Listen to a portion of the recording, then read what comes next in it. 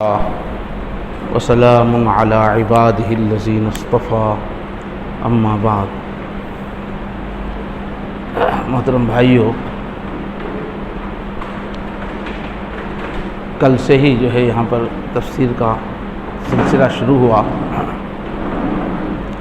اس سے پہلے جو انداز اختیار کیا گیا تھا، کئی تفاسیر کا خلاصہ کر کے پیش کیا جا رہا تھا،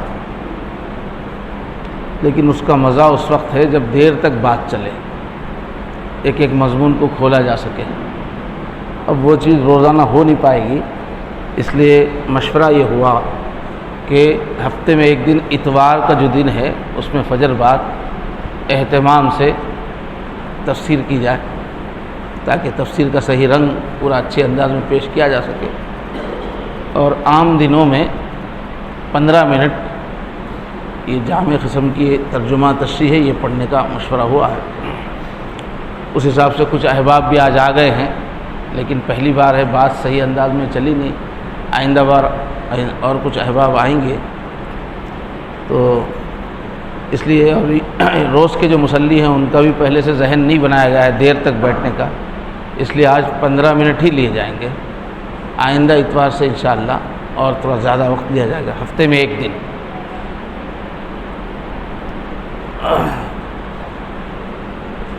زبانی تفسیر کی جائے گی، البتہ اب جو ہے پہلی بار ہے، تو اس تفسیر کا جو مقدمہ ہے، اس میں عام طور پہ کوئی بھی فن پہ کتاب کوئی شروع ہوتی ہے تو اس فن سے متعلق تعارف کروایا جاتا ہے۔ تو سارے ہی مفسرین اپنی تفسیر سے پہلے ایک مقدمہ لکھتے ہیں، جس میں تفسیر سے متعلق ضروری باتیں پیش کی جاتی ہیں، تو اس کو پیش کیا جا رہا ہے۔ سب سے پہلی چیز تو قرآن کیا ہے؟ وحی ہے، آسمان کی طرف سے آنے والی رہنمائی۔ تو وحی کی کیا ضرورت ہے، اور وحی کی حقیقت کیا ہے، اور وحی کی تاریخ کیا ہے، یہ قرآن کی تفسیر سے پہلے بیان کی جاتی ہے۔ چنانچہ وحی اور اس کی حقیقت یہ لکھ رہے ہیں۔ قرآن کریم چونکہ سرور کائنات حضرت محمد صلی اللہ علیہ وسلم پر وحی کے ذریعے سے نازل ہوا، اس لیے سب سے پہلے وحی کے بارے میں چند ضروری باتیں سمجھ لینی چاہیے۔ اس میں وحی لفظ کے بارے میں، یا وحی جو ہے، جو لفظ ہے عربی میں، اس کا معنی ہوتا ہے الاشارۃ الخفیۃ السریہ، کہ تیزی سے، چپکے سے جو اشارہ کر دیا جائے، اس کے لیے عربی میں لفظ استعمال ہوتا ہے وحی کا۔ چونکہ آسمان سے جو وحی آئی ہے وہ عام لوگوں کو نظر نہیں آتی تھی، اور بہت ہی تیزی سے جو ہے وہ حضور کے ذہن پہ کھلتی تھی وہ چیز، اس لیے بہرحال وحی کا لفظ استعمال ہوا ہے۔ تو وحی کا مفہوم ہم کو معلوم ہونا چاہیے۔ وحی کی ضرورت کیا ہے؟ آسمان سے اللہ کی طرف سے رہنمائی ملے، اس کی ضرورت کیا ہے انسانوں کو؟ ہر مسلمان جانتا ہے کہ اللہ تعالیٰ نے انسان کو اس دنیا میں آزمائش کے لیے بھیجا ہے۔ گھڑی دیکھیے، ہم اس کے ذمے کچھ فرائض عائد کر کے پوری کائنات کو اس کی خدمت میں لگا دیا ہے۔ لہذا دنیا میں آنے کے بعد انسان کے لیے دو کام ناگزیر ہیں۔ ایک یہ کہ وہ اس کائنات سے اور اس میں پیدا کی ہوئی اشیاء سے ٹھیک ٹھیک کام لے، اور دوسرے کہ اس کائنات کو استعمال کرتے ہوئے اللہ تعالیٰ کے احکام کو مد نظر رکھے، اور کوئی ایسی حرکت نہ کرے جو اللہ تبارک و تعالیٰ کی مرضی کے خلاف ہو۔ کیا کہہ رہے ہیں کہ انسان کو دنیا میں امتحان لینے کے لیے اللہ نے بھیجا ہے، امتحان لینا۔ تو اب اس کو دو چیزوں کی ضرورت ہے۔ اللہ تعالیٰ نے دنیا میں جتنی بھی چیزیں بنائی ہوئی ہیں، ان کو کیسے استعمال کیا جائے وہ بھی اس کو جاننا ضروری ہے، استعمال کرنے کا طریقہ، اور پھر اس کے بنانے والے کا کیا حکم ہے، ان چیزوں کو لے کے کیا کرنا چاہیے، کیا نہیں کرنا چاہیے، فائدہ کائنات سے کیسے اٹھایا جائے، دوسرے اس کا بنانے والا کیسا فائدہ اٹھانے پہ راضی ہے، اور کس پہ ناراض ہے، یہ دو چیزیں جاننے کی ضرورت ہے امتحان کے لیے، امتحان میں کامیاب ہونے کے لیے۔ ان دونوں کاموں کے لیے انسان کو علم کی ضرورت ہے، اس لیے کہ جب تک اسے یہ معلوم نہ ہو کہ اس کائنات کی حقیقت ہے کیا ہے، اس کی کون سی چیز کے کیا خواص ہیں، کیا خاصیتیں ہیں، فائدے ہیں، ان سے کس طرح فائدہ اٹھایا جا سکتا ہے، اس وقت تک وہ دنیا کی کوئی بھی چیز اپنے فائدے کے لیے استعمال نہیں کر سکتا۔ نیز جب تک اسے یہ معلوم نہ ہو کہ اللہ تعالیٰ کی مرضی کیا ہے، وہ کون سے کاموں کو پسند اور کن کو ناپسند کرتا ہے، اس وقت تک اس کے لیے اللہ تعالیٰ کی مرضی کے مطابق زندگی گزارنا ممکن نہیں ہے۔ چنانچہ اللہ تعالیٰ نے انسان کو پیدا کرنے کے ساتھ 3 چیزیں ایسی پیدا کی ہیں جن کے ذریعے اسے مذکورہ والا یعنی اوپر جو بیان ہوئی ہے اس کا علم حاصل ہوتا ہے۔ ایک انسان کے حواس، محسوس کرنے کی طاقت، آنکھ ہے، کان ہے، منہ ہے، ہاتھ پاؤں ہے۔ ایک تو یہ اس سے آدمی جو ہے محسوس کرتا ہے، دوسرے عقل دی ہے پھر، اور تیسرے پھر آسمان سے رہنمائی وحی۔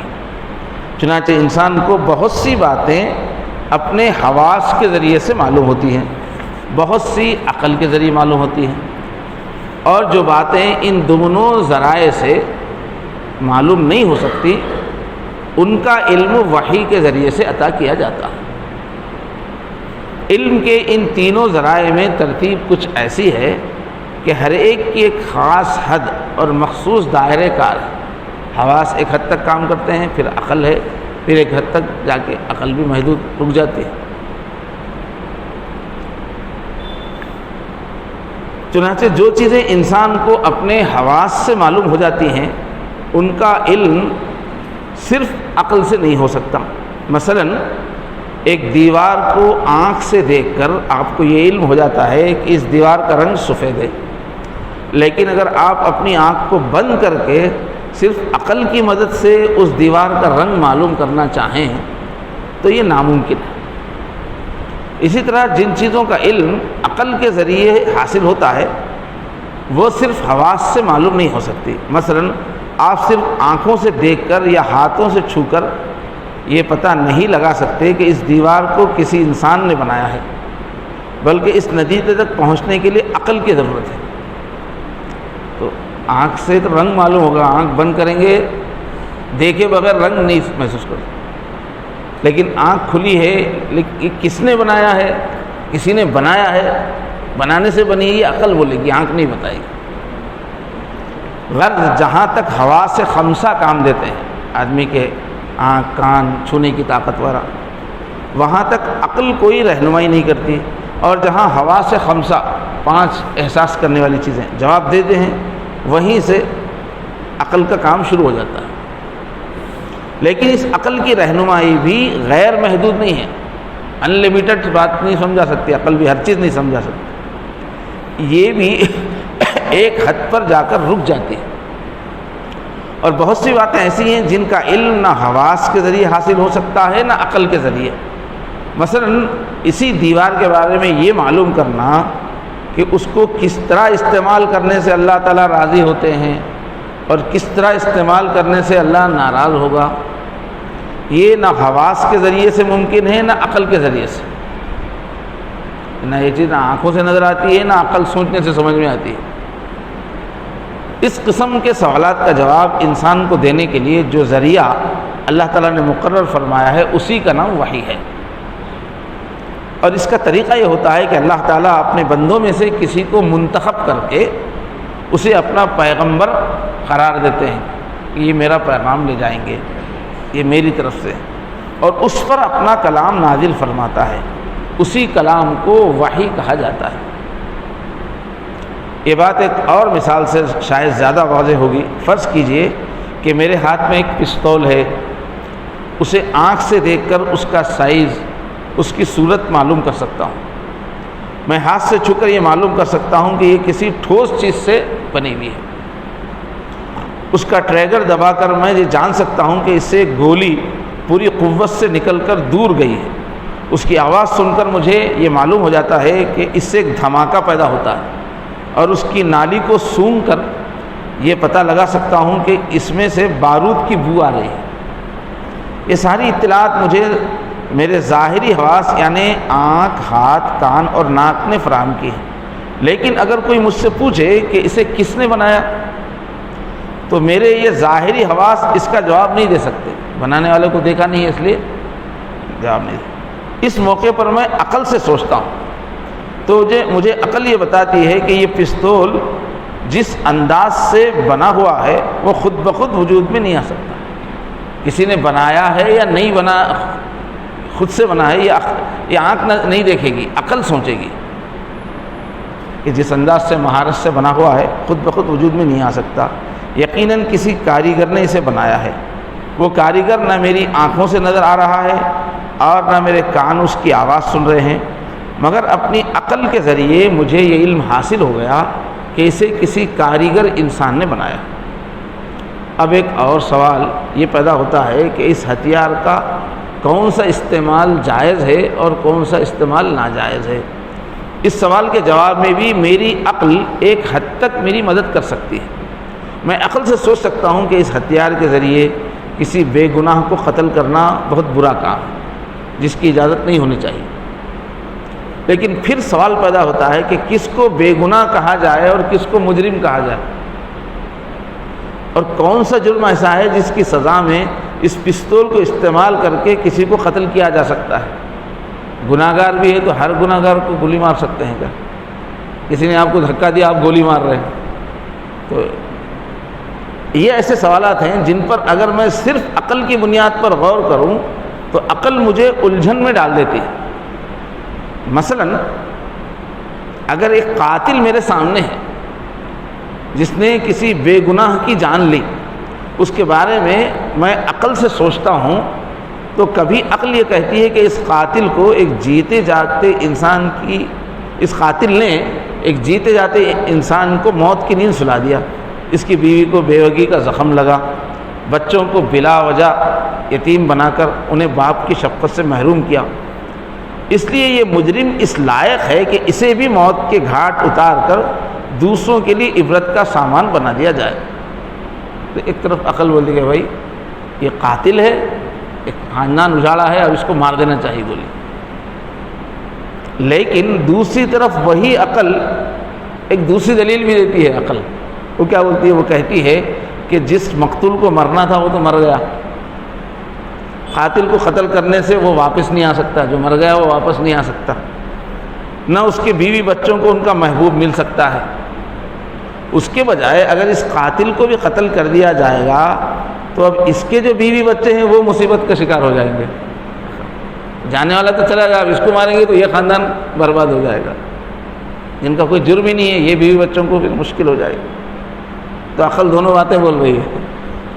یہ دونوں دلیلیں عقل ہی کے سہارے وجود میں آئی ہیں، اس لیے نری عقل کے بھروسے پر کوئی ایسا فیصلہ کرنا مشکل ہو رہا ہے جس پر سب کی عقل مطمئن ہو جائے۔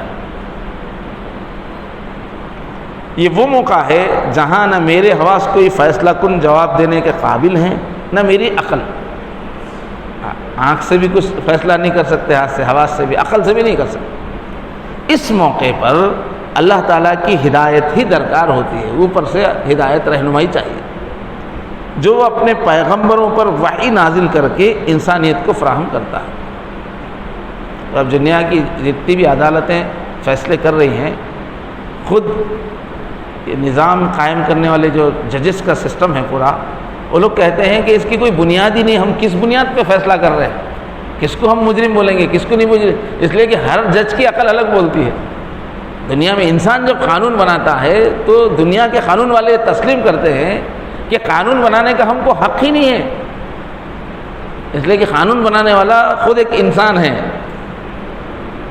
مستقل بحث ہے، یہ خود قانون والے مانتے ہیں کہ ہمارا قانون بنانا کوئی ہم کو حق ہی نہیں ہے، ہم انصاف کر ہی نہیں سکتے۔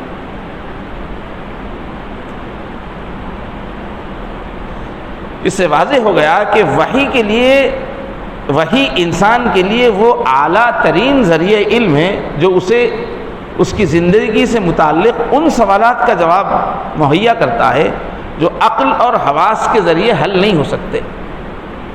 لیکن ان کا علم حاصل کرنا اس کے لیے ضروری ہے. باتیں جاننا ضروری ہے مگر ہماری عقل سے معلوم نہیں ہو سکتی. ان کا جواب وہی دیتے ہیں. اس سے یہ بھی واضح ہو جاتا ہے کہ صرف عقل اور مشاہدہ، دیکھنا اور سوچنا انسان کی رہنمائی کے لیے کافی نہیں ہے، بلکہ اس کی ہدایت کے لیے وحی الہی، اللہ کی طرف سے رہنمائی ناگزیر ضرورت ہے، لازمی ضرورت ہے. اور چونکہ بنیادی طور پر وحی کی ضرورت پیش ہی اس جگہ آتی ہے جہاں عقل کام نہیں دیتی، اس لیے یہ ضروری نہیں کہ وحی کی ہر بات کا ادراک عقل سے ہوئی جائے. بھئی جہاں وحی عقل فیل ہو جاتی ہے وہاں سے وحی کا کام ہے. اس لیے وحی سے جو بات بتائی جا رہی ہے وہ عقل کو سمجھ میں آنا ضروری نہیں ہے، اس لیے کہ تم تھکنے کے بعد ہی تو رہنمائی آ رہی ہے. اس لیے وحی کی ہر بات عقل سے سمجھ میں آنا ضروری نہیں ہے، بلکہ جس طرح کسی چیز کا رنگ معلوم کرنا عقل کا کام نہیں بلکہ حواس کا کام ہے، اسی طرح بہت سے دینی عقائد کا علم عطا کرنا بھی عقل کے بجائے وحی کا منصب ہے. اب دیوار دیکھے بغیر آنکھ بند کر کے کون سا کلر ہے بولے تو بلکہ بھائی دیکھو اس کے واسطے، دیکھے بغیر خالی کیسا بولیں گے؟ تو عقل کا کام رنگ معلوم کرنا نہیں ہے. ایسی وحی کو سمجھنا بھی عقل کا کام نہیں ہے، اس لیے کہ تمہاری لائن نہیں ہے. یہ سمجھ میں بھی آ سکتا نہیں بھی آ سکتا. تو عقائد، یہ دنیا کیا ہے، ہم دنیا میں کیوں آئے، یہاں سے کہاں جانا ہے، یہ تو ہماری عقل سمجھ ہی نہیں سکتی. اب وہی بتا رہی ہے، اب وہی بتا رہی تو اس کو چیک کرنے کی صلاحیت عقل میں نہیں ہے. اللہ ہے کہاں ہے، خبر میں ایسا ہوگا کیسا ہو سکتا ہے، تمہاری لائن ہی نہیں ہے، سوچنے کی سے آگے کی دنیا ہے. تو عقائد کا علم عطا کرنا بھی عقل کے بجائے وحی کا منصب ہے. یہ اللہ کی طرف سے بتانے سے ہی سمجھ میں آئی، اور ان کے ادراک کے لیے صرف عقل پر بھروسہ کرنا درست نہیں ہے. انشاءاللہ باقی چیزیں آگے. سبحان اللہ و بحمدہ سبحان اللہ العظیم. اللہم صلی علی سیدنا محمد وعلی آل سیدنا محمد مبارک وسلم. اے کریم اللہ، محض اپنے کرم سے اے اللہ اس مجلس سے ہمیں محبت عطا فرمائیے. اے اللہ اپنے پاک کلام کا اے اللہ علم عطا فرمائیے، اس کی سمجھ عطا فرمائیے. اللہ قرآن مجید کو ہماری پوری زندگی کی روشن ہونے کا ذریعہ بنائیے. پیارے اللہ قرآن مجید سے ہمارے غموں کو دور فرمائیے. اللہ ہماری الجھنوں کو دور فرمائیے. اللہ ہمارے دلوں کو اللہ بصیرت نصیب فرمائیے. اللہ دنیا اور آخرت کی کامیابی نصیب فرمائیے. وصلی اللہ تعالی علی خیر خلقہ محمد وعلی آلہ وصحبہ اجمعین برحمتک یا ارحم الراحمین. والحمد للہ.